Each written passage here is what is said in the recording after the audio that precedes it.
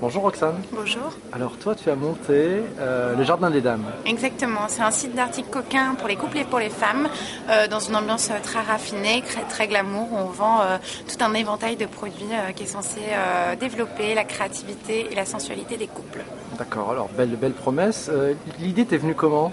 Alors à la base ça a été en cours où on devait choisir un projet de création d'entreprise complètement fictif, où j'avais ma première associée qui avait vu ça en Suède ou en Angleterre, parce que c'est quelque chose qui est très développé là-bas depuis au moins une quinzaine d'années. Nous on s'est dit il manque ça en France, nous on aimerait bien qu'il y ait ça pour nous, pour nos copines, pour nos mamans.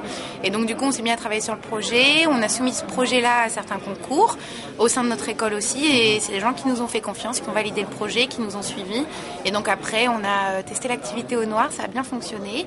Et ensuite du coup on a décidé de se lancer sur le projet Jardin des Dames et la vente d'articles coquins. Donc vous lancez le projet, dans les 3 premières semaines, qu'est-ce qui se passe? Alors au début ça a été un petit peu difficile parce qu'en fait en France les gens sont un petit peu plus coincés entre guillemets, c'est beaucoup plus tabou qu'en Angleterre. Donc voilà, il a fallu trouver les premiers clients, leur montrer aussi quelle était l'image de la société Jardin des Dames, parce que si on vend des articles coquins, souvent ça fait peur aux gens parce que ça peut rentrer au sex shop. Donc la première chose c'était vraiment de faire comprendre qu'il y avait une vraie motivation de sauver les couples en France avec des articles coquins. D'accord, donc c'est une belle mission que tu as. Tu prends tes prochains projets.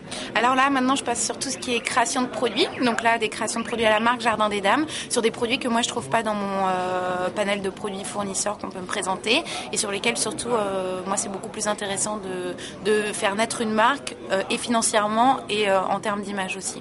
Donc, création de produits. Avec un peu de recul, tu aperçois, il y a un pic de saisonnalité sur les ventes? Oui, déjà sur tout ce qui est saison Noël et Saint-Valentin, et aussi sur tout ce qui est l'été. Là, en été, généralement, les gens se lâchent, partent en vacances avec beaucoup plus de produits parce qu'en été, on est beaucoup plus glamour, sensuel et romantique avec sa chérie. Qu'est-ce que tu conseillerais à une jeune entrepreneuse comme toi qui veut monter sa boîte, qui va voir ton portrait sur horizonentrepreneur.fr?